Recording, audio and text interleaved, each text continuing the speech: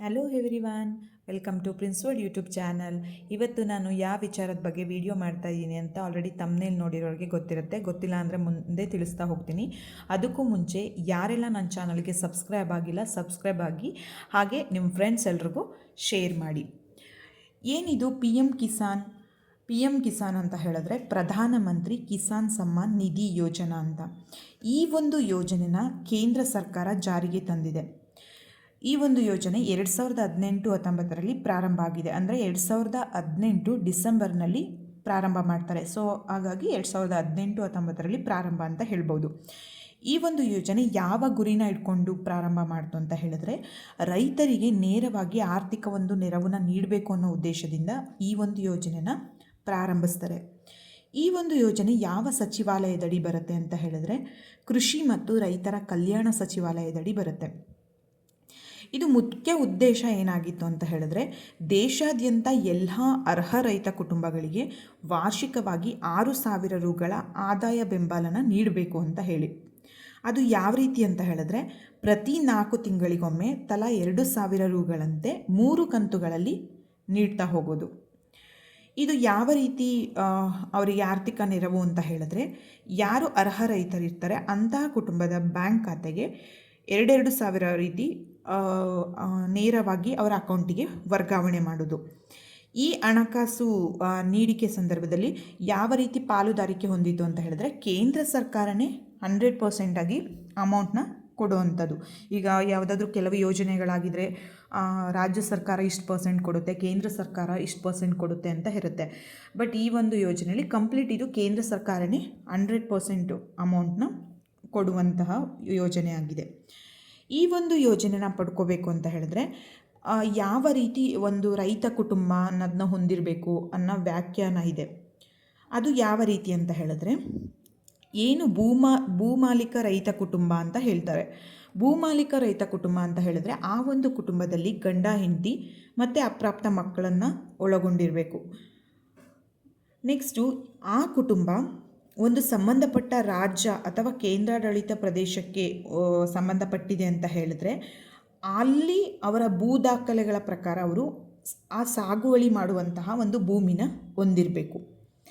Next, ಈ ಒಂದು ರೈತ ಕುಟುಂಬನ ಈ ಯೋಜನೆಗೆ ಅರ್ಹತೆ ಪಡ್ಕೊಂಡಿದೆ ಅಂತ ಡಿಸೈಡ್ ಮಾಡುವಂತಹ ಅಧಿಕಾರ ಯಾರಿಗಿದೆ ಅಂತ ಹೇಳಿದ್ರೆ, ಅವರು ಯಾವ ರಾಜ್ಯಕ್ಕೆ ಸೇರಿರ್ತಾರೆ ಅಥವಾ ಕೇಂದ್ರಾಡಳಿತ ಪ್ರದೇಶಕ್ಕೆ ಸೇರಿರ್ತಾರೆ ಅಲ್ಲಿನ ಒಂದು ಸರ್ಕಾರಗಳು ಈ ಒಂದು ಪ್ರಕ್ರಿಯೆಯನ್ನು ಮಾಡ್ತಾರೆ. ನೆಕ್ಸ್ಟು, ಈ ಒಂದು ಯೋಜನೆನ ಪಡೀಲಿಕ್ಕೆ ಯಾರೆಲ್ಲ ಅರ್ಹರು ಅಂತ ಹೇಳಿದ್ರೆ, ಅವರ ಹೆಸರಿನಲ್ಲಿ ಏನು ಸಾಗುವಳಿ ಭೂಮಿನ ಹೊಂದಿರ್ತಾರೆ ಅಂಥ ರೈತ ಕುಟುಂಬಗಳು. ನೆಕ್ಸ್ಟು, ನಗರ ಮತ್ತು ಗ್ರಾಮೀಣ ಪ್ರದೇಶದ ರೈತರು, ಅಂದರೆ ನಗರ ಮತ್ತು ಗ್ರಾಮೀಣ ಪ್ರದೇಶದ ರೈತರು ಏನು ಭೂಮಿನ ಹೊಂದಿರ್ತಾರೆ ಅಂಥವರು. ನೆಕ್ಸ್ಟು, ಸಣ್ಣ ಮತ್ತು ಅತಿ ಸಣ್ಣ ರೈತ ಕುಟುಂಬಗಳು, ಇಷ್ಟು ಜನನು ಅರ್ಹತೆನ ಹೊಂದಿರ್ತಾರೆ. ನೆಕ್ಸ್ಟು, ಯಾರೆಲ್ಲ ಈ ಒಂದು ಯೋಜನೆ ಪಡೀಲಿಕ್ಕೆ ಅರ್ಹರಲ್ಲ ಅಂತ ಹೇಳಿದ್ರೆ, ಕೆಲವು ಸಾಂಸ್ಥಿಕವಾಗಿ ಭೂಮಾಲೀಕರಾಗಿರ್ತಾರೆ. ನೆಕ್ಸ್ಟು, ರಾಜ್ಯ ಅಥವಾ ಕೇಂದ್ರ ಸರ್ಕಾರದ ಯಾವುದಾದ್ರೂ ಸಾರ್ವಜನಿಕ ಅಥವಾ ಸರ್ಕಾರಿ ಸ್ವಾಯತ್ತ ಸಂಸ್ಥೆಗಳು ಅಥವಾ ನಿವೃತ್ತ ಅಧಿಕಾರಿಗಳೇನಿರ್ತಾರೆ ಅವರು ಪಡ್ಕೊಳ್ಳೋಕ್ಕೆ ಆಗಲ್ಲ. ಅಂದರೆ ಗೌರ್ನಮೆಂಟ್ ಆಫೀಸರ್ಸ್ ಅಥವಾ ಗೌರ್ನಮೆಂಟ್ ಅಧಿಕಾರಿಗಳು ಅಂತ ಏನು ಹೇಳ್ತೀವಿ, ಅವರು ಈ ಯೋಜನೆನ ಪಡ್ಕೊಳ್ಳೋಕ್ಕಾಗಲ್ಲ. ನೆಕ್ಸ್ಟು, ಈಗ ಒಂದು ಹೆಚ್ಚಿನ ಆರ್ಥಿಕ ಸ್ಥಾನಮಾನ ಹೊಂದಿರ್ತಾರೆ, ಈಗ ಸಮಾಜದಲ್ಲಿ ಎಲ್ಲ ಸೌಕರ್ಯನ ಹೊಂದಿರ್ತಾರೆ, ಅಂಥವರು ಈ ಯೋಜನೆನ ಪಡೀಲಿಕ್ಕಾಗಲ್ಲ. ನೆಕ್ಸ್ಟು, ಅವ್ರಿಗೆ ಬರ್ತಾ ಇರೋವಂಥ ಒಂದು ಇನ್ಕಮ್ ಅಥವಾ ಆದಾಯ ಏನಿರುತ್ತೆ ಆ ಒಂದು ಆದಾಯಕ್ಕೆ ಅವರು ತೆರಿಗೆನ ಪಾವತಿ ಮಾಡ್ತಾ ಇರ್ತಾರೆ, ಅಂಥವರು ಈ ಯೋಜನೆನ ಪಡ್ಕೊಳ್ಳೋಕ್ಕಾಗಲ್ಲ. ನೆಕ್ಸ್ಟು, ಸಾಂವಿಧಾನಿಕ ಹುದ್ದೆಗಳನ್ನ ಹೊಂದಿರುವಂತಹ ರೈತ ಕುಟುಂಬಗಳು. ನೆಕ್ಸ್ಟು, ವೈದ್ಯರು, ಡಾಕ್ಟರ್ಸ್ ಆಗಿರ್ಬೋದು, ಇಂಜಿನಿಯರ್ಸ್ ಆಗಿರ್ಬೋದು, ಲಾಯರ್ ಆಗಿರ್ಬೋದು, ಇಂಥ ವೃತ್ತಿಪರ ಕೆಲಸಗಳನ್ನ ಮಾಡ್ತಾ ಇರೋರು ಪಡ್ಕೊಳ್ಳೋಕ್ಕಾಗಲ್ಲ.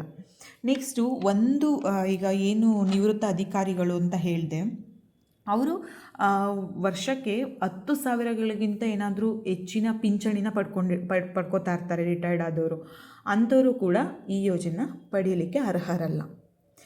ನೆಕ್ಸ್ಟು, ಈ ಒಂದು ಯೋಜನೆ ಬಂದಾಗಲಿಂದ ಮತ್ತು ಜಾರಿ ತೊಗೊಂಡು ಬಂದಮೇಲಿಂದ ಏನೇನು ಸಾಧನೆಗಳನ್ನ ಮಾಡ್ತಾ ಹೋಗಿದೆ, ಏನೇನು ಇನಿಷಿಯೇಟಿವ್ನ ತೊಗೊಂಡಿದೆ ಅಂತ ಹೇಳಿದ್ರೆ, ಇವಾಗ ಈ ಯೋಜನೆ ತಂದಾಗಲಿಂದ ರೈತರಿಗೆ ಯಾವ ರೀತಿ ಬೆಂಬಲನ ನೀಡಬೇಕು ಅಂದರೆ ಅವರು ಭೂ ಹಿಡುವಳಿ ರೈತರಾಗಿರ್ತಾರಲ್ಲ ಅವರಿಗೆ ಯಾವ ರೀತಿ ಆದಾಯದ ಬೆಂಬಲನ ಒದಗಿಸಬೇಕು ಅನ್ನೋದರಲ್ಲಿ ತನ್ನ ಹೆಜ್ಜೆನ ಹಾಕ್ತಾ ಇದೆ.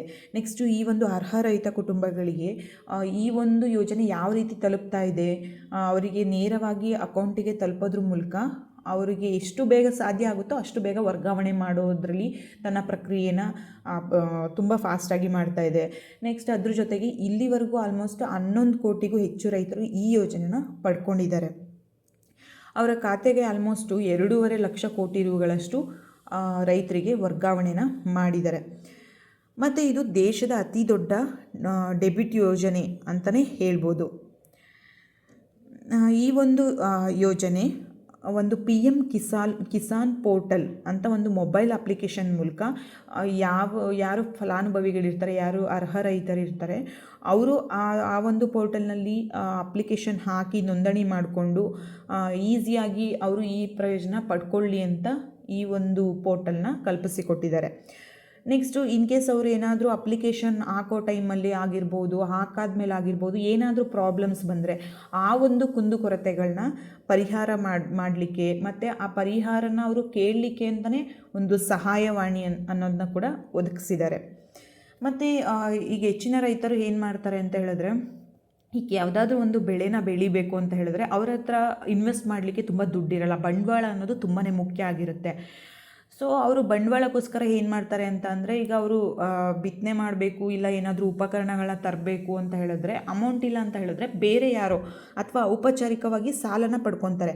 ಆ ಸಾಲ ಪಡೆಯುವಾಗ ಅವರಿಗೆ ಕೆಲವೊಂದು ನಿರ್ಬಂಧಗಳನ್ನ ಹೇರ್ತಾರೆ. ಅವರು ಕೂಡ ಇಷ್ಟು ಪರ್ಸೆಂಟಿಗೆ ಕೊಡಬೇಕು ಬಡ್ಡಿಗೆ, ಇಲ್ಲ ಬೇರೆ ಇಷ್ಟು ದಿನದಲ್ಲಿ ಕೊಡಬೇಕು ನೀನು ವಾಪಸ್ ಅಮೌಂಟು, ಈ ರೀತಿ ಕೆಲವು ನಿರ್ಬಂಧಗಳನ್ನ ಹೇರೋದ್ರಿಂದ ಅವರಿಗೆ ಹೆಚ್ಚಾಗಿ ಅವ್ರು ಕೆಲಸಗಳು ಮಾಡಬೇಕು ಅಂದರೂ ಅಯ್ಯೋ ನನ್ನ ದುಡ್ಡು ಬೇಗ ವಾಪಸ್ ಕೊಡಬೇಕು ಅನ್ನೋ ಈ ಒಂದು ಟೆನ್ಷನಲ್ಲಿ ಮಾಡ್ಬೋದು, ಅಥವಾ ತುಂಬಾ ಅವರು ಕಷ್ಟನ ಪಡ್ತಾ ಇರ್ತಾರೆ. ಸೊ ಈ ಒಂದು ಯೋಜನೆ ತರೋದ್ರಿಂದ ಅವ್ರು ಯಾರ ಮೇಲೂ ಡಿಪೆಂಡ್ ಆಗೋವಂಥ ಅವಶ್ಯಕತೆ ಇರಲ್ಲ. ಮತ್ತು ತುಂಬ ಸ್ಟ್ರೆಸ್ಸಲ್ಲಿ ಅಥವಾ ಅಯ್ಯೋ ಹಿಂಗೆ ಮಾಡಬೇಕಲ್ಲ, ನಾನು ಅವ್ರಿಗೆ ವಾಪಸ್ ಕೊಡಬೇಕಲ್ಲ ಅನ್ನೋ ಈ ಒಂದು ಗೊಂದಲಗಳಿಲ್ದಲೆ ಅವರು ಅವರ ಕೆಲಸಗಳನ್ನ ಮಾಡ್ಬೋದು ಅಂತ ಕೇಂದ್ರ ಸರ್ಕಾರ ಈ ಯೋಜನೆನ ತಗೊಬಂದಿದೆ. ಮತ್ತು ಇದ್ರ ಜೊತೆಗೆ ಏನಾಗುತ್ತೆ ಅಂತ ಹೇಳಿದ್ರೆ, ರೈತರಿಗೆ ಒಂದು ನಗದು ವರ್ಗಾವಣೆ ಯೋಜನೆನ ಕೊಟ್ಟಿರೋದ್ರಿಂದ ಈ ಆಧುನಿಕ ತಂತ್ರಜ್ಞಾನಗಳ ಅಳವಡಿಕೆ ಕೂಡ ರೈತರಿಗೆ ಅವರ ಉತ್ಪಾದನೆಯಲ್ಲಿ ಇನ್ನೂ ಹೆಚ್ಚು ಹೂಡಿಕೆ ಮಾಡಲಿಕ್ಕೆ, ಅವರಿಗೆ ಆಧುನೀಕರಣದ ಹತ್ರ ರೈತರನ್ನ ಕರ್ಕೊಂಡು ಹೋಗಲಿಕ್ಕೆ, ಅವ್ರನ್ನ ಆರ್ಥಿಕವಾಗಿ ನೆರವು ನೀಡಿ ಅವ್ರನ್ನ ಸಬಲೀಕರಣ ಮಾಡೋದ ಹತ್ರ ರೈತರನ್ನ ಇನ್ನೂ ಹೆಚ್ಚಾಗಿ ಅವರು ಸ್ವಾವಲಂಬಿಗಳಾಗಬೇಕು ಅನ್ನೋ ಉದ್ದೇಶದಿಂದ ಕೇಂದ್ರ ಸರ್ಕಾರ ಈ ಒಂದು ಇನಿಷಿಯೇಟಿವ್ನ ತೊಗೊಂಡು ಬಂದಿದೆ. ನೆಕ್ಸ್ಟು ಇದ್ರದ್ದು ಮುಖ್ಯ ಉದ್ದೇಶ ಏನು ಅಂತ ಹೇಳಿದ್ರೆ, ರೈತರು ಏನು ಬೆಳೆನ ಬೆಳೀತಾರೆ ಆ ಬೆಳೆದು ಒಂದು ಸರಿಯಾದ ಆರೋಗ್ಯ ಆಗಿರ್ಬೋದು, ಅಥವಾ ಅದು ಸೂಕ್ತ ಇಳುವರಿನ ಪಡ್ಕೊಳ್ಳೋದಾಗಿರ್ಬೋದು. ಸೂಕ್ತ ಇಳುವರಿ ಬರಬೇಕು ಅಂದರೆ ಅವ್ರು ಏನೇನು ಹಾಕಬೇಕು, ಏನೇನು ಮಾಡಬೇಕು, ಅದಕ್ಕೆ ಏನಾದರೂ ಎಕ್ಸ್ಟ್ರಾ ಖರ್ಚು ಮಾಡೋದಾಗಿರ್ಬೋದು, ಈ ಒಂದು ಎಲ್ಲ ವಿಚಾರಗಳು, ಅಥವಾ ಅವರು ಒಂದು ಖರ್ಚು ಮಾಡಿ ಬೆಳೆ ಬೆಳೀತಾರೆ ಅಂದರೆ ಅದಕ್ಕೊಂದು ನಿರೀಕ್ಷಿತ ಆದಾಯ ಅಂತ ತಗೊಳ್ಳೋದಾಗಿರ್ಬೋದು, ಮನೆಗಳಿಗೆ ಅವ್ರಿಗೆ ಏನು ಅಗತ್ಯಗಳಿಗೆ ಬೇಕಾಗಿರುತ್ತೆ ಇವೆಲ್ಲನೂ ಮನದಲ್ಲಿ ಇಟ್ಕೊಂಡು ಅವರ ಆರ್ಥಿಕವಾಗಿ ಅವರಿಗೆ ನೆರವು ನೀಡುವಂತಹ ಉದ್ದೇಶನ ಈ ಒಂದು ಯೋಜನೆ ಮಾಡ್ತಾ ಇದೆ. ಈಗ ಪ್ರಸ್ತುತದಲ್ಲಿ ಈ ಒಂದು ಯೋಜನೆ ಏನು ಇದೆ ಅಂತ ಹೇಳಿದ್ರೆ, ಈ ಕೃಷಿ ಮತ್ತು ರೈತರ ಕಲ್ಯಾಣ ಸಚಿವಾಲಯ ಈ PM ಕಿಸಾನ್ ಯೋಜನೆಗಾಗಿ ಒಂದು ಕೇಂದ್ರ ಸರ್ಕಾರದ ಪ್ರಮುಖ ಇದು ಒಂದು ಯೋಜನೆ ಆಗಿರೋದ್ರಿಂದ ಅದ್ರ ಜೊತೆಗೆ ಒಂದು ಅಂದರೆ ಇದು ಮೊದಲನೇದಾಗಿ ತರ್ತಾ ಇರೋದು AI ಚಾಟ್ಬಾಟ್ನ ಪ್ರಾರಂಭ ಮಾಡ್ತಾ ಇದೆ. AI ಚಾಟ್ಬಾಟ್ ಅಂದರೆ ಆರ್ಟಿಫಿಷಿಯಲ್ ಇಂಟೆಲಿಜೆನ್ಸ್ ಚಾಟ್ಬಾಟ್ ಆಗಿರುತ್ತೆ. ಈ ಒಂದು PM ಕಿಸಾನ್ ಅಡಿ ಏನು AI ಚಾಟ್ಬಾಟ್ ತರ್ತಾ ಇದ್ದಾರೆ, ಇದು ಏನಾದರೂ ಅವರಿಗೆ ಅಪ್ಲಿಕೇಶನ್ ಹಾಕುವಾಗ ಏನಾದರೂ ಪ್ರಾಬ್ಲಮ್ ಆದರೆ ಅಥವಾ ಅವರ ಕುಂದುಕೊರತೆಗಳನ್ನ ನಿರ್ವಹಣೆ ಮಾಡಲಿಕ್ಕೆ ಅಥವಾ ನಿವಾರಣೆ ಮಾಡಲಿಕ್ಕೆ ಅವರು ಆ ವ್ಯವಸ್ಥೆಯಲ್ಲಿ ಏನಾದರೂ ಸರಿಪಡಿಸ್ಕೋಬೇಕು ಅಂತ ಹೇಳಿದ್ರೆ ಈ ಒಂದು AI ಚಾಟ್ಬಾಟ್ ಮೂಲಕ ಅವರು ಅದನ್ನ ಯೂಸ್ ಮಾಡಿಕೊಂಡು ಅವ್ರಿಗೆ ಒಂದು ಬಳಕೆದಾರ ಸ್ನೇಹಿಯಾಗಿ, ಅವ್ರಿಗೆ ಫ್ರೆಂಡ್ಲಿಯಾಗಿ ಅವರ ಕುಂದುಕೊರತೆಗಳನ್ನ ನಿವಾರಣೆ ಮಾಡಿಕೊಂಡು ರೈತರು ಸಬಲೀಕರಣ ಆಗಬೇಕು ಅನ್ನೋ ಉದ್ದೇಶದಿಂದ ಈ ಒಂದು AI ಚಾಟ್ಬಾಟ್ನ ತಗೊಬಂದಿದೆ. ನೆಕ್ಸ್ಟು ಇದು ಸ್ಟಾರ್ಟಿಂಗ್ ಸ್ಟೇಜಲ್ಲಿ ಯಾವ ರೀತಿ ಅಂತ ಹೇಳಿದ್ರೆ, ರೈತರಿಗೆ ಅವರ ಏನಾದರೂ ಅರ್ಜಿ ಅಪ್ಲಿಕೇಶನ್ ನೋಂದಣಿ ಮಾಡಿಕೊಂಡಾಗ ಅವರ ಅರ್ಜಿ ಸ್ಟೇಟಸ್ ಯಾವ ಪೊಸಿಷನಲ್ಲಿದೆ, ಅಂದರೆ ಅಪ್ಲಿಕೇಶನ್ ಸೆಂಡ್ ಆಗಿದೆಯಾ ಅಥವಾ ಪೆಂಡಿಂಗಲ್ಲಿದೆಯಾ, ಈ ಒಂದು ವಿಚಾರಗಳನ್ನ ಅನಲೈಸ್ ಮಾಡಲಿಕ್ಕೆ, ಮತ್ತು ಅವ್ರದ್ದು ಅಮೌಂಟು ಟ್ರಾನ್ಸ್ಫರ್ ಆಗಿದ್ದರೆ ಇನ್ ಕೇಸ್ ಅವ್ರ ಅಕೌಂಟಿಗೆ ಬಂದಿಲ್ಲ ಅಂತ ಹೇಳಿದ್ರೆ ಈ ಒಂದು ಪಾವತಿ ವಿವರಗಳಾಗಿರ್ಬೋದು, ಇನ್ ಕೇಸ್ ಅವ್ರದ್ದು ಅರ್ಜಿ ಏನಾದರೂ ರಿಜೆಕ್ಟ್ ಆಯಿತು ಅಂತ ಹೇಳಿದ್ರೆ ಅದು ಯಾವ ಕಂಡೀಷನಲ್ಲಿದೆ, ಏನಕ್ಕೆ ರಿಜೆಕ್ಟ್ ಆಯಿತು, ಈ ಒಂದು ಎಲ್ಲ ವಿಚಾರಗಳನ್ನ, ಮತ್ತು ರಿಜೆಕ್ಟ್ ಆದಾಗ ನೆಕ್ಸ್ಟ್ ನಾವು ಮತ್ತೆ ಹೆಂಗೆ ಹಾಕಬೇಕು, ಏನು ಮಾಡಬೇಕು ಅಂತ ಈ ಎಲ್ಲ ವಿಚಾರಗಳ ಬಗ್ಗೆ ಅವರಿಗೆ ಕಂಪ್ಲೀಟಾಗಿ ಇನ್ಫಾರ್ಮೇಷನ್ನ ಕೊಡಲಿಕ್ಕೋಸ್ಕರ, ಅವರಿಗೆ ಸಹಾಯ ಮಾಡಲಿಕ್ಕೋಸ್ಕರ ಈ ಒಂದು AI ಚಾಟ್ ಬಾಟ್ನ ತೊಗೊಬಂದಿದ್ದಾರೆ. ಈಗ ಪ್ರೆಸೆಂಟ್ಲಿ ಈ chat bot English, Hindi, Bengali, Odia, Tamil ಭಾಷೆ, ಇಷ್ಟು ಭಾಷೆಗಳಲ್ಲಿ ಈಗ ಪ್ರೆಸೆಂಟಾಗಿ ಲಭ್ಯ ಇದೆ.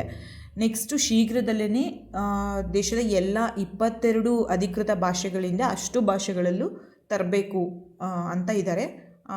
ನೆಕ್ಸ್ಟು ಈ ಒಂದು 22 ಭಾಷೆಗಳಲ್ಲೂ ಮುಂದಿನ ಹಂತದಲ್ಲಿ ಇದು ಲಭ್ಯ ಆಗುತ್ತೆ. ಸೊ ಫ್ರೆಂಡ್ಸ್, ಇಷ್ಟು PM ಕಿಸಾನ್ ಯೋಜನೆ ಬಗ್ಗೆ ನಿಮಗೆ ಕಂಪ್ಲೀಟಾಗಿ ತಿಳಿಸ್ಕೊಟ್ಟಿದ್ದೀನಿ. ಮುಂದಿನ ಹಂತದಲ್ಲಿ ಇನ್ನೂ ಬೇರೆ ಬೇರೆ ಯೋಜನೆಗಳ ಜೊತೆ ನಿಮಗೆ ಸಿಗ್ತೀನಿ. Thank you. Have a nice day.